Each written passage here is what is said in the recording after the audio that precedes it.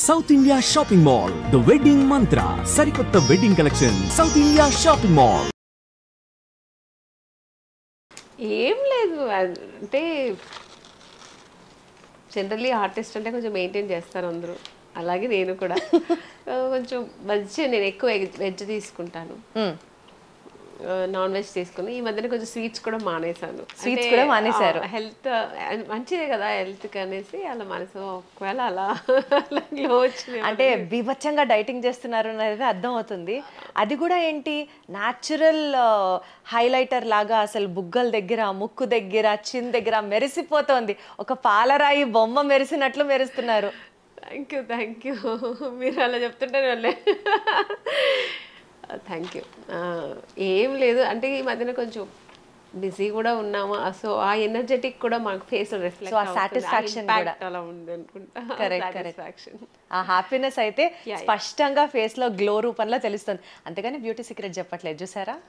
ఏం లేదు ఉంటాయి కదా మీకంటే బ్యూటీ ఏం లేదండి, మీరు న్యాచురల్గానే ఉన్నారు. అంటే మేము సినిమాలో ఫ్రూట్స్ తింటుంటాం, కొంచెం అవి ఏదో తింటుంటాం కదా ఫ్రూట్స్.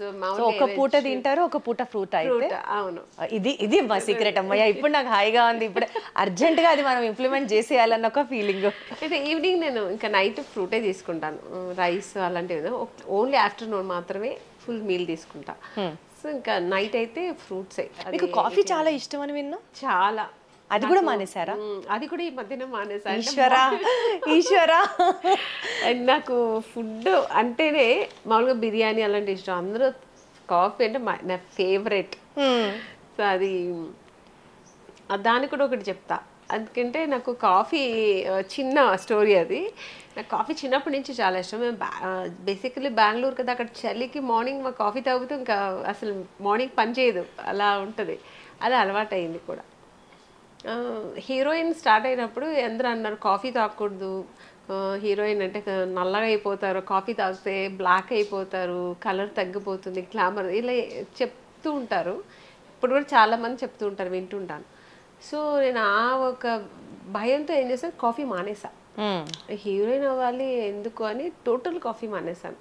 అది సాక్రిఫైస్ చేశాను. నేను హీరోయిన్గా ఉన్నాను. ఒకరోజు నేను సౌందర్య వేరే షూట్ అంటే విజయవాడ వెళ్తున్నాం, హైదరాబాద్ విజయవాడ. ఊరు విజయవాడనా? Okay fine. అక్కడికి వెళ్తున్నప్పుడు ఎయిర్పోర్ట్లో కూర్చోంటే ఇంకా బోర్డింగ్ పాస్ అనేది తీసుకుని కూర్చోంటే అక్కడ కాఫీ షాప్ ఉంది. సౌందర్య చెప్పింది ఆమెని కాఫీ తాగుతామా అని. నేను కాఫీ తాగుతానంటేనేంటి, హీరోయిన్ కదా మరి కాఫీ తాగకూడదు కదా. తన మంచి కలర్ ఉంటుంది, మీ కలర్ ఉంటుంది, మంచి కలర్ కాంప్లెక్షన్, నేను అంత మెయింటైన్ చేస్తాను కదా అని అనుకున్నా. నేను కాఫీ తాగుతానంటే కాఫీ తాగుతావా నువ్వు అన్నా. అంటే నాకు కాఫీ అంటే చాలా ఇష్టం, నాకు కూడా చాలా ఇష్టం అన్నాను. అంటే అప్పుడు అనుకున్నా చాలా తప్పు, రాంగ్ డిసిషన్. ఎందుకంటే ఆ అమ్మాయి అంత కలర్ ఉంది, కాఫీ తాగుతుంది కదా, ఏం కాలేదు కదా మరి నేనంతకు తాగకూడదు. మళ్ళీ అప్పటి నుంచి స్టార్ట్ చేశాను నేను.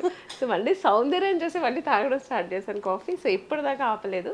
ఇప్పుడు ఈ మధ్యన కొంచెం మార్నింగ్ కాఫీ తాగడం మనసు, ఎందుకంటే ఎంటీ స్టమక్లా తాగకూడదని ఒక డాక్టర్ సజెస్ట్ చేశారు. కరెక్ట్, అది ఫాలో అవుతున్నాను.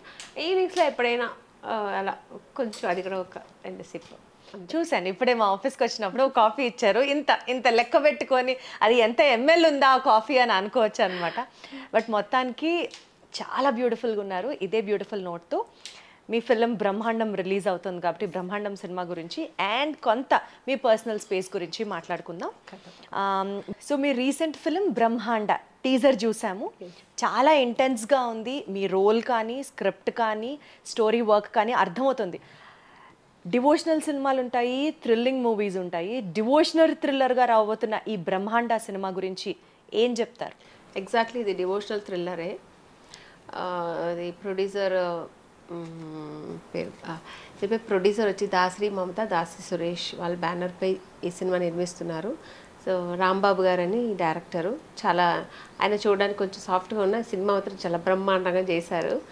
నేను అంత అనుకోలేదు, అంటే యాక్ట్ చేసేటప్పుడు మనకు అంత అనిపించదు. సో టీజర్ రిలీజ్ అయినప్పుడు నేను చాలా భయపడ్డాను అసలు టీజర్ చూస్తే. నిజంగా చాలా బాగా చేశారు.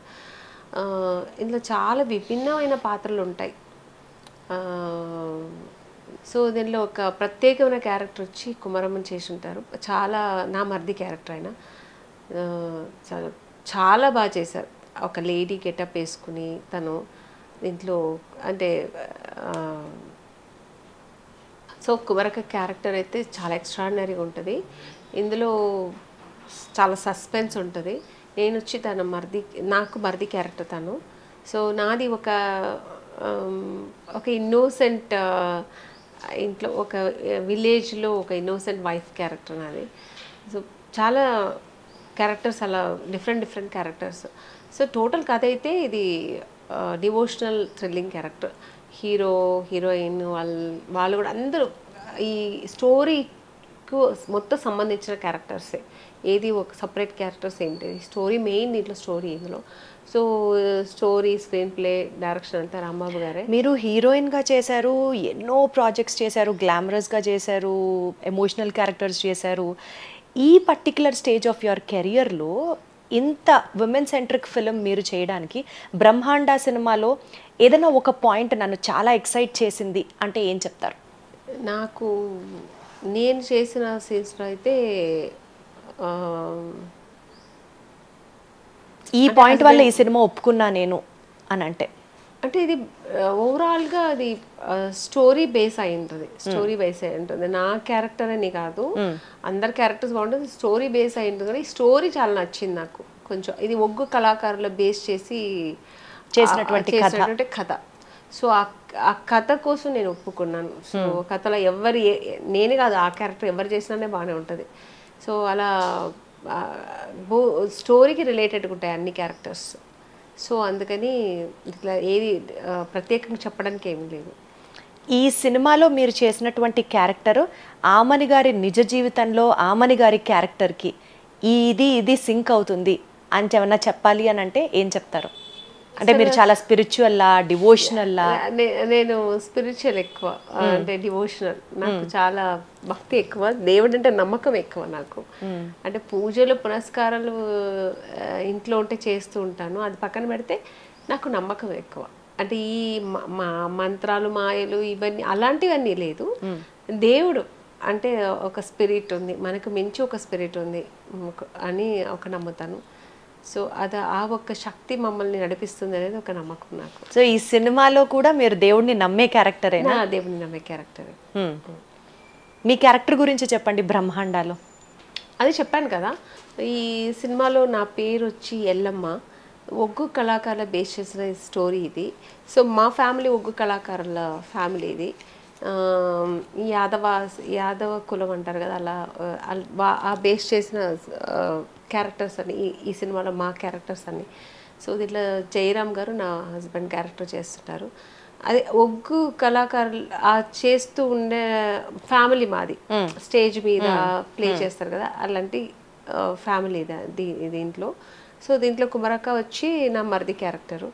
సో తనుకు మా హస్బెండ్కు నాకు రిలేటెడ్ ఉంటుంది. అంటే స్టోరీ బేస్ అయ్యి తను ఏదో అనుకుని తను అలా అన్న ఏంటంటే మరిది అన్ని అని నమ్మకంతో అలా మొత్తం తన మీద బేస్ అయ్యి అలా వెళ్తూ ఉంటాం మా ఫ్యామిలీ.